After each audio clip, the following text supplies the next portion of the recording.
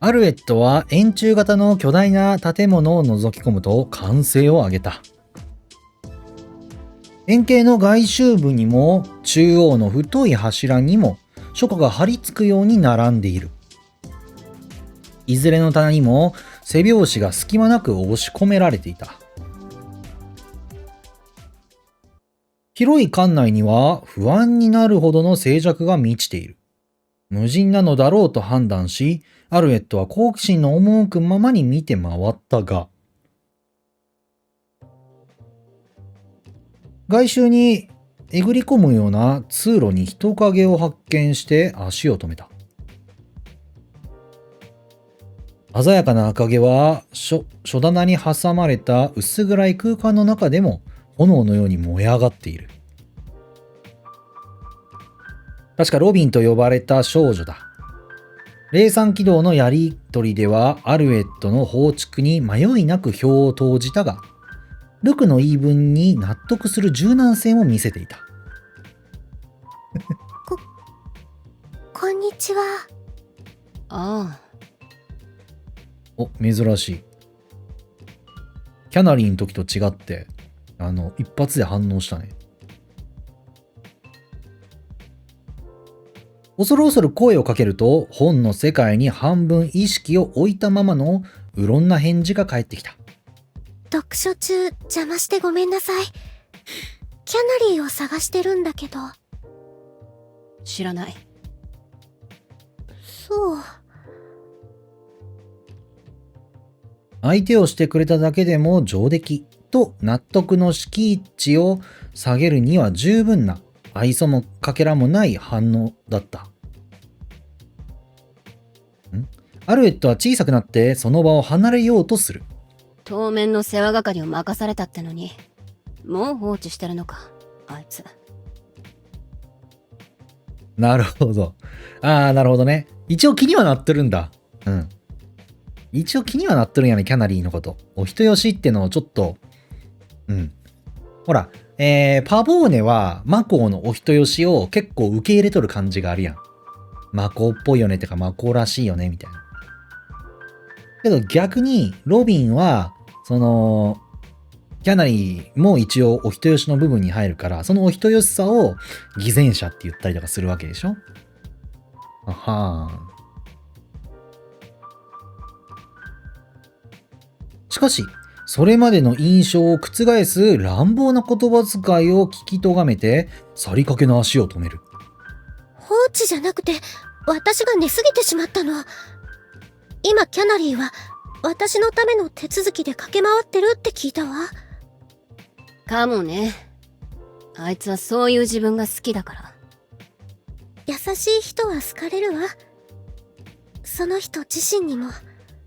その優しさが本物だったらね。キャナリーへの擁護はことごとく弾き返された。一体どんな過去を得れば、あの物柔らかなキャナリーに対してそこまでの不信を募らせ得るのだろう。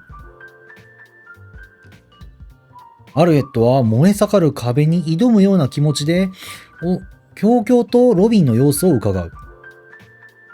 と、そこで彼女の手にした書籍が気にかかった。何を読んでいるの？解剖図鑑。解剖？そんなに物珍しいものじゃないよ。いずれ授業でもやるだろうし。驚愕の声を転々といなした後、ロビンは初めてアルエットの方を見た。黄金色に輝く瞳がからかうように細められる。それまでの彼女のイメージを覆すいたずら心の感じられる表情だ。何その顔。見たいの？いいえ、いずれまで取っておくわ。アルエットは首どころか全身を震わせて誇示すると身を翻した。一つ聞きたいことがあるんだけど、あんたはあの門が開くところを見た？去りかけたところで、今度はロビンの方から声をかけられる。いいえ、門の外のことについては、どれくらい覚えがある？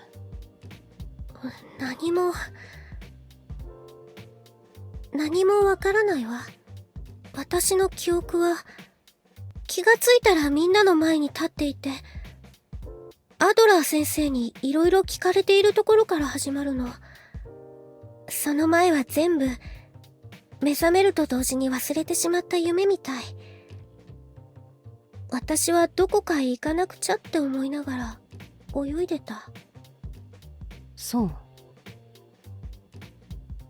アルエットなりに必死に言葉を探して答えたつもりだが、ロビンの期待には沿わなかったのか、帰ってきたのはそっけない相槌一つだった。思い出せるといいんだけど。あんまり期待しない方がいいよ。そういうものだから。お？ロビンのセリフの意味をつかみかね、アルエットは首をかしげる。けれど、問おうとした時には遅く、ロビンは再び本の世界へと没頭していた。白い横顔は深い集中に引き締まり、あらゆる干渉を拒むように堅くなな印象だ。その情熱的にきらめく黄金の瞳が、解剖図鑑を丹念に焼き付けているのかと思うと、空恐ろしいような気分になる。アルエットは結局物音を立てないよう配慮さえしてその場を離れたのだった。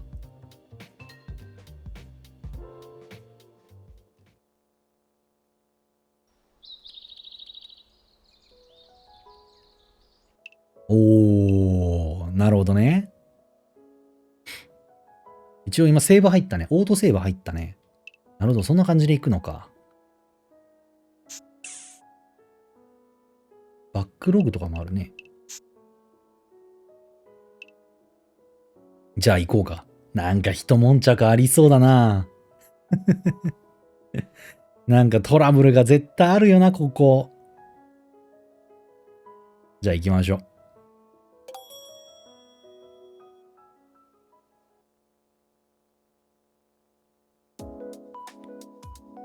アルエットが迷い込んだのは見覚えのある建物だった。確か増加室とやらに連れて行かれるとき、この廊下を通った気がする。断片的な記憶をめぐってこれと思う扉を覗くと、果たしてそこには適正検査を行った増加室だった。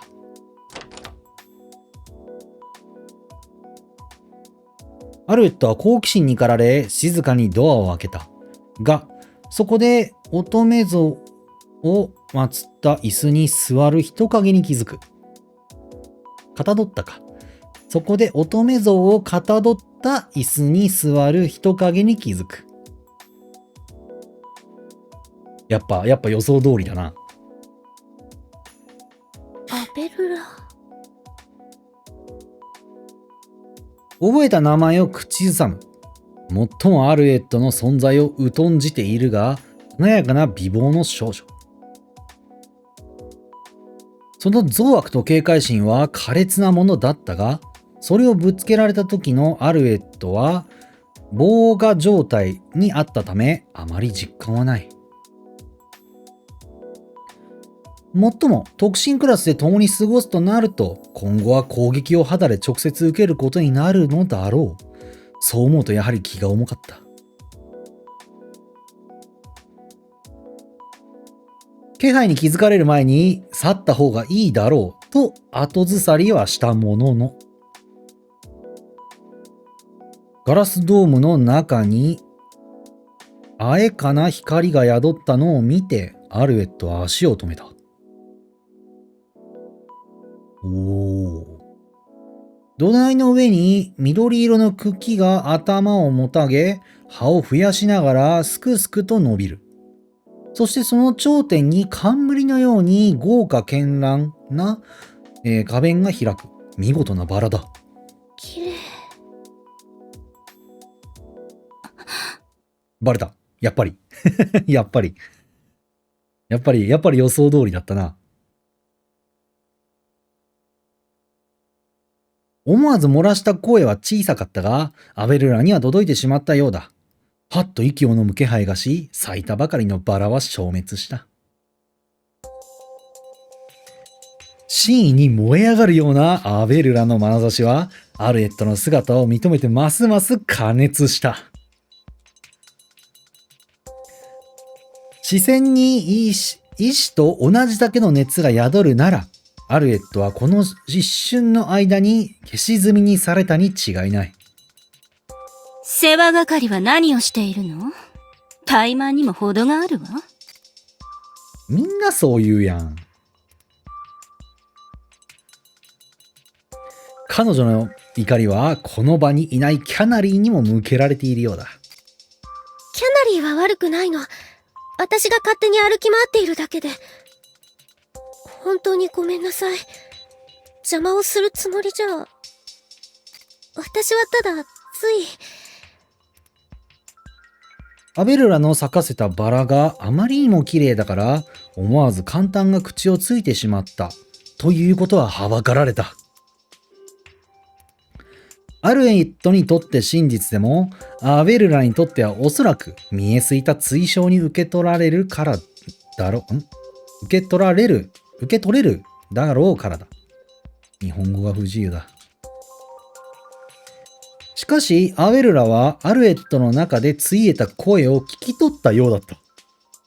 椅子から立ち上がると、思いのほか静かな声でこう宣言した。あの花を枯らしたのは、あなたよ。あなたの下賤な目によって怪我されたから、せめてもの滅びを与えてやったの。それはアルエットにとって真正面から怒鳴り散らされるよりも辛い言葉だった。すごいな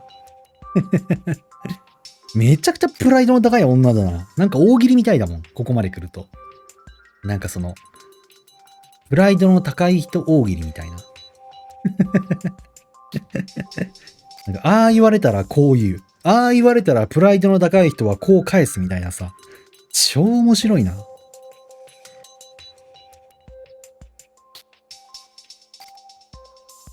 もっとあの綺麗なバラを眺めていたいという願いは本心からのものだった。今も胸に残っているからだ。罪深さを理解したのなら、さあ、消えなさい。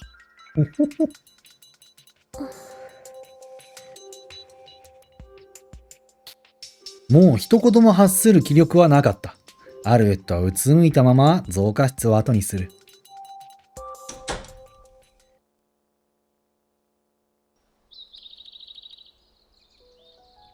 ほほほ。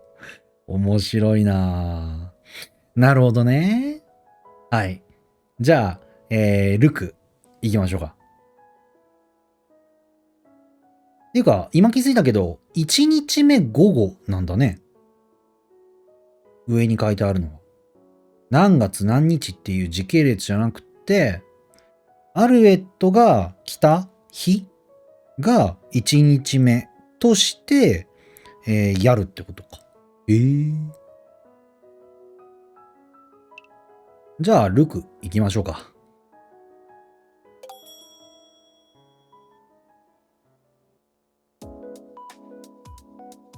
実のところ、外へさまよい出たアルエットの目に最初に止まったのは時計塔だった。せいぜいが2階建て程度の建物が並ぶ平たい景観の中、澄んだ空を突く槍のように直立している。塔の中は薄暗く、頭上から降り注ぐ鮮かな光がほとんど唯一の光源だった。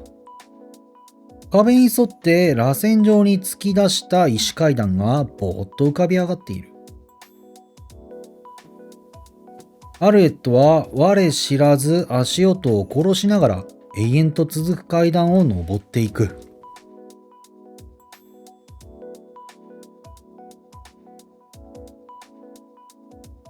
下から見たときはこじんまりした印象だったが、ここうしてたどり着いてみると、広々とした立派な鐘楼だった。鐘は太い柱と屋根とが作る青い影にすっかり飲まれている。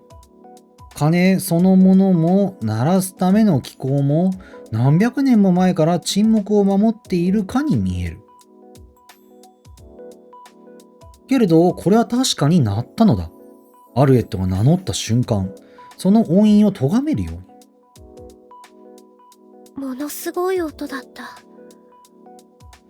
まるで悲鳴みたいな。あなたはどうして鳴ったの？私のせい？私が不吉な存在だから？心の中で語りかけながら身を乗り出して様子を伺っていると、何をしに来たの？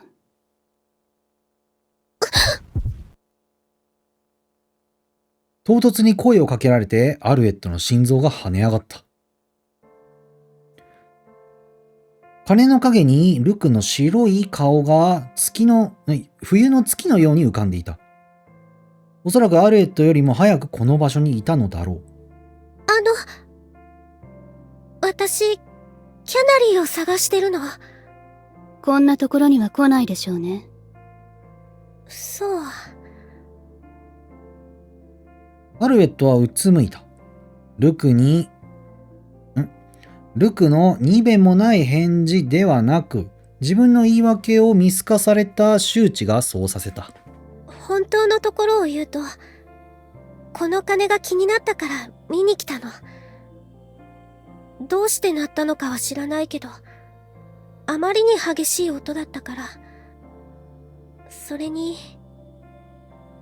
みんな怯えていたし。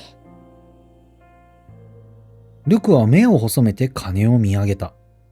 この鐘が鳴り響くとき、プエラリウムは滅びると言われているの。おう。プエラリウム？この学園の名前よ。そうなの。プエラリウム。去り際、キャナリーがそう口にしていた気がする。アルエットは胸に刻み込むようにその名前を反芻した。鐘が鳴ると、この学園が滅びてしまうってこと？ええ、そう言い伝えられているわ。だからみんなあんなに。でも滅びていないわね。所詮伝説は伝説に過ぎなかったということ。ただの誤作動よ。もう二度となることはないでしょう。抑揚のない声で断言すると、ルクは身を翻した。あなたにもお礼が言いたかったの、ルク。その背に向かって声をかけると、ルクの足が止まった。アドラー先生が私の処遇について意見を求めて、みんなは受け入れるべきではないと言ったわ。そんな不吉な言い伝えがあるんだし、当然だと思う。こちらを振り向きはしないが構わない。アルエットは胸にあふれる思いを次々に言葉へと変えた。それに、ここは選ばれた人しか入れない特別な学園なんでしょ？行き倒れの人間にその資格があるなんて普通は思わないもの。でも、あなたはその流れを止めてくれた。ルクは振り向きアルエットを見やる。所作に合わせてなびく髪に複雑な色合いの光の粒が踊って夜空のようだ。礼を言われるようなことじゃないわ。皆の誤った判断を正しただけよ。それが最も合理的で、ノリに沿ったことだから。わかってる。あなたはきっと誰よりも規則を大切にする人なんでしょ？私を助けたつもりはないのよね。でもね、私は助かったの。嬉しかったの。だから、ありがとう。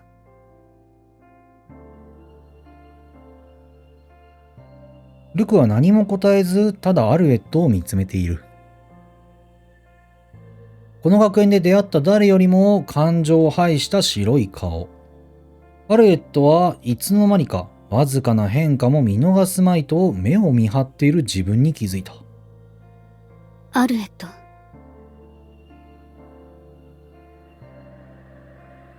強い風が吹き、ルクの髪が闇色の帯となってその表情を隠す。ゴーッと耳元でうなる風に入り混じって小さな声が聞こえた。あの花は何でもないわ。風が止むとともにルクは口をつむむ。花というのは適性検査の時に咲かせた花のことだろうか。何にしてもルクは問いかけを飲んでしまった。横顔は再び髪に隠れた。別れの言葉もなくその場を去っていく。またね、ルク。迷った挙句アルエットが選んだのはそんな挨拶だった。ルクの後ろ姿が闇に消えるのを見送ってから、まるで旧友に対するもののように気安い言葉だったと思い至った。